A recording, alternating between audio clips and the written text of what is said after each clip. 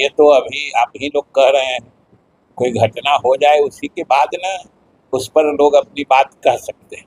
और वैसे भी ये तो कांग्रेस की अंदरूनी बात, उनका बहुमत है, अभी कौन मुख्यमंत्री हैं या आगे कौन रहेंगे, ये कर्नाटका में वहाँ के जो कांग्रेस विधायक दल है उसके सदस्य तय करें।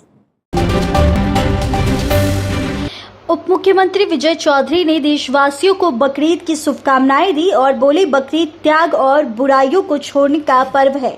अमित शाह के बॉर्डर इलाके में चौकसी बढ़ाने के फैसले का भी उन्होंने स्वागत किया और कहा, संवेदनशील इलाके में निगरानी देश हित में जरूरी है।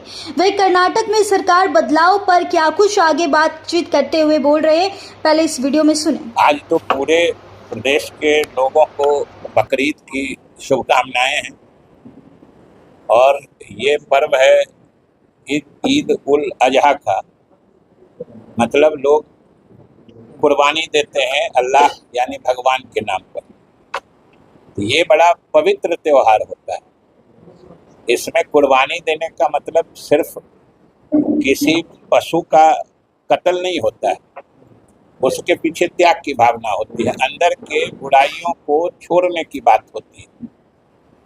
और जिस आदमी के भीतर परहेजगारी जो कहते हैं, हर गलत काम, हर बुरे काम से अलग रहने की भावना अगर नहीं जागृत हुई तो वो कुर्बानी अल्लाह को कबूल नहीं होती। इसलिए ये कुर्बानी का पर्व है जिसमें लोग समाज के अंदर की और अपने अंदर की बुराइयों को, दुष्कारियों को अपने से दूर हटाते हैं।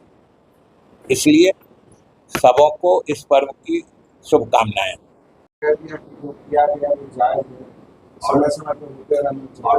तो ये मामला तो आप लोगों को, जो लोग SIR का विरोध कर रहे थे, उनसे पूछना चाहिए। हम लोग तो यही बात चुनाव के पहले से कह रहे थे।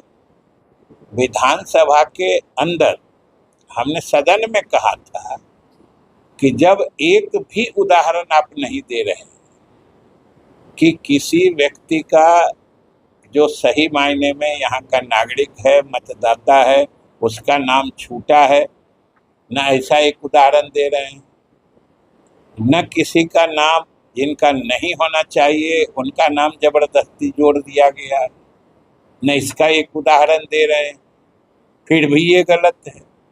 तो भाई इस तरह से मतलब फरेबी और गफलत की राजनीति जो होती है। अब बताइए कि उस समय बिहार में जब चुनाव होने वाले थे, कितनी इस तरह की भ्रांति फैलाई गई, गलतफहमी फैलाई गई, और खास तौर से हमारे अल्पसंख्यक समाज के लोग जो हैं, जो हमारे अक़लियत बिरादरी के हमारे साथी हैं, उनको गफलत में डालने की कोशिश होती है। कुछ भी होगा, अब SIR हो रहा है तो मुसलमानों का नाम काट देगा। एक उदाहरण नहीं, एक उदाहरण हमने विधानसभा में चुनौती देते हुए कहा था कि एक उदाहरण बताइए। एक उदाहरण नहीं आया कहीं, लेकिन बोलते जा रहे थे। आज सुप्रीम कोर्ट ने उनके मुंह पे साफ ताला लगा दिया। ये पूरे बिहार की जनता देख रही है, देश की जनता देख रही है, और उससे भी बड़ा तमाचा तो SIR का विरोध करने वालों को बंगाल में लगा। वहाँ भी लोग 1 साल से विरोध ही कर रहे थे, जैसे बिहार में 6 महीना से सारी विपक्षी पार्टियां SIR के विरोध में ही लगी हुई थी। और कितना स्पष्ट बात है कि जितना नाम कटा है यहाँ, बिहारी उदाहरण है कि जितने नाम कटे थे उसमें सभी लोगों के नाम थे, हिंदू भी थे, मुसलमान भी थे, सब। जो लोग नहीं रहते हैं या जिन लोगों का नाम 2 जगह था, जिनकी मृत्यु हो गई है, उनके नाम हटाए गए हैं। तो इसको जात धर्म से क्या लेना है भाई, सीधी बात। कोर्ट ने इस पे रिपोर्ट भी मांगा है, कोर्ट ने चुनाव आयोग से रिपोर्ट भी मांगा है कि कितने लोगों के नाम हटाए गए। ये रिपोर्ट तो पहले दिन से जा रहा है, इसमें कोई नई बात नहीं है।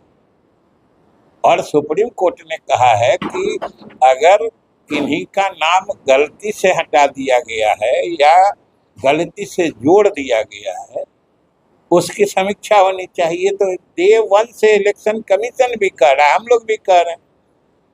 हमने तो बिहार विधानसभा में बिहार सरकार की तरफ से कहा था कि अगर बिहार के किसी नागरिक का नाम मतदाता सूची में नहीं है या किसी गलत नागरिक का नाम मतदाता सूची में है, वो कोई व्यक्ति देता है तो सरकार भी उस पर पहल करेगी।